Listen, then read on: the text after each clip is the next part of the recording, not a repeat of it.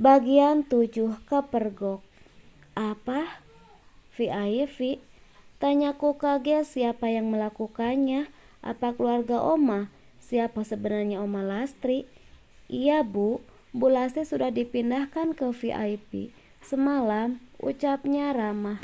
Berarti setelah aku pulang ada yang datang menjenguk Oma dan mengurus semuanya. Aku menghela napas. Syukurlah, itu artinya keluarga Oma sudah ada di sini. Ayo Ma, kita temui Oma.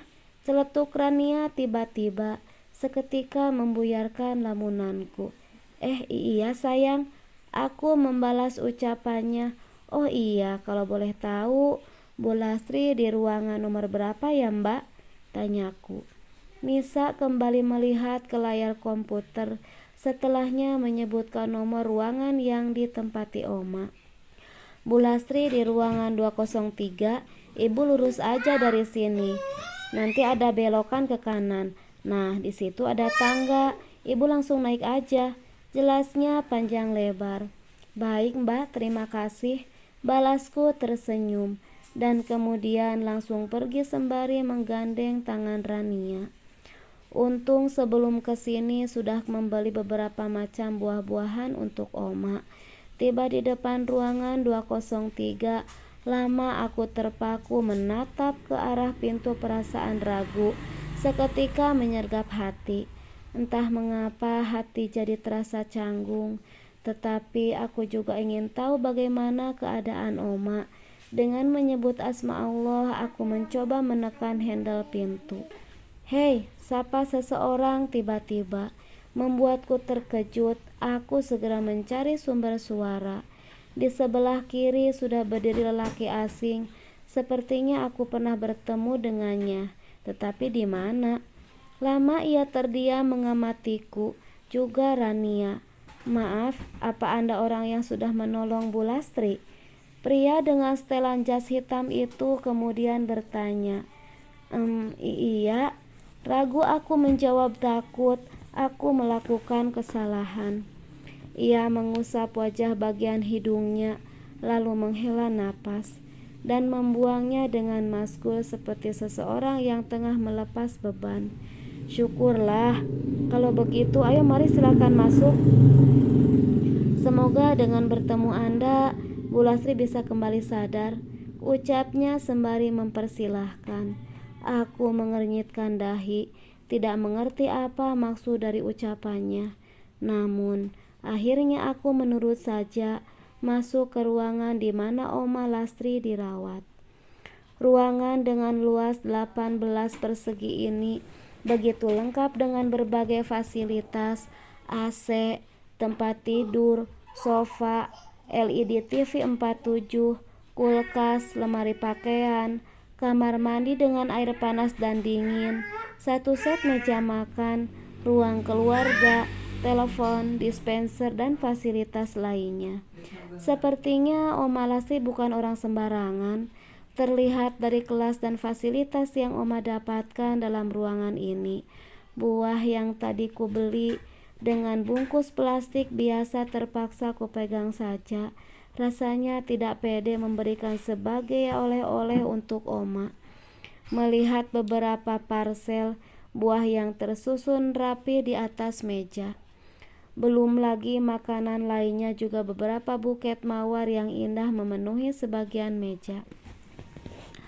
Aku melirik ke arah Oma yang tengah berbaring di atas tempat tidur, sembari terpejam dengan selang infus yang menancap di tangan kirinya. Syukurlah, Bu Lastri bisa segera diselamatkan karena pertolongan ibu yang segera membawanya ke rumah sakit, ujar lelaki itu. Oh iya, perkenalkan, nama saya Bayu, asisten pribadi Bu Lastri, ucapnya kemudian memperkenalkan diri. Naya, balasku. Sampai sekarang Oma belum sadarkan diri, tubuhnya masih terlihat lemah, mungkin karena terlalu banyak mengeluarkan darah pasca kecelakaan kemarin dan membuatnya terpaksa dioperasi. Oma kenapa gak bangun-bangun? Ayo Oma main sama Lania, celetuk Rania tiba-tiba. Aku tersenyum getir, takut kalau suara Rania mengganggu dan membuat laki-laki tersebut marah. Namun, di luar dugaan ia malah ikut tersenyum. "Sayang, omanya masih capek, biarkan oma tidur dulu ya. Nanti lain kali kita kesini lagi ya sayang," ucapku memberi pengertian. "Tapi kenapa oma tidur terus, Ma?" tanyanya penasaran. Aku kembali tersenyum dan mengelus rambutnya.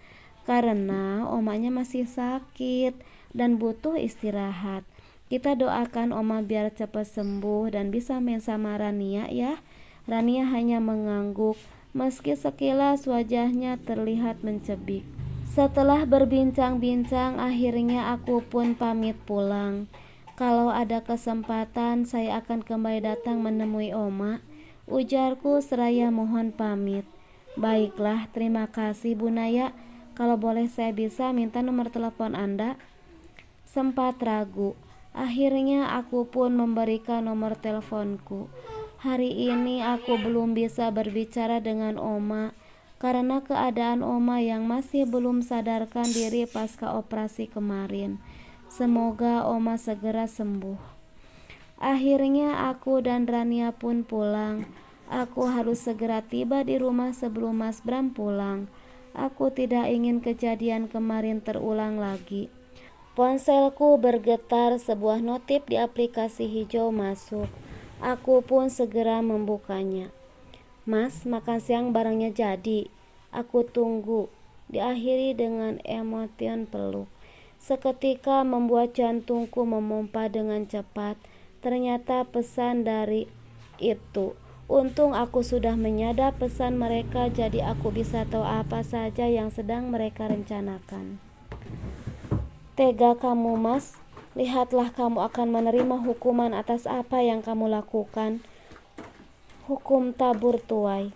Tunggulah saatnya tiba. Saat ini yang perlu kulakukan bersikap seperti biasa." Tiba di rumah, suasana masih nampak sepi. Sepertinya orang-orang belum pada pulang. Aku dan Rania pun segera masuk. Ternyata ada Mita yang tengah bersantai dan selonjoran di atas sofa. Aku pura-pura tidak melihatnya dan terus melangkah. Sekarang udah sering jalan ya?" Aku tidak menghiraukan dan terus berjalan. "Ya ampun, cuma jalan-jalan kaki aja sombong," tukasnya terdengar dengan nada kesal karena tidak kutanggapi. Menjelang malam, aku tengah selonjoran di atas sofa sembari memainkan ponsel. Tidak lupa mengecek aplikasi hijau. Aku mau lihat pesan apa saja yang sudah masuk saat aku tengah menyiapkan makan malam tadi. Mataku membulat saat membaca percakapan demi percakapan mereka. "Terima kasih Mas untuk hari ini. Mas senang gak?" "Senang dong." Pesan balasan dari Mas Bram. "Kenapa? Mas gak pisah aja sama istri Mas yang kampungan dan bodoh itu?" "Gak semudah itu, Hani," balas Mas Bram. Rasanya aku tidak sanggup lagi melanjutkan membaca chat-chat mereka. Mataku sudah terasa panas, menahan sesuatu yang memaksa hendak keluar. Akhirnya tanpa persetujuanku, sebuah benda bening lolos dari pelupuk mataku. Bukan sebab cemburu, tapi mengingat betapa sakitnya sebuah pengkhianatan yang dilakukan Mas Bram. "Dek, kok kamu nangis?" tanya Mas Bram yang ternyata sejak tadi memperhatikanku.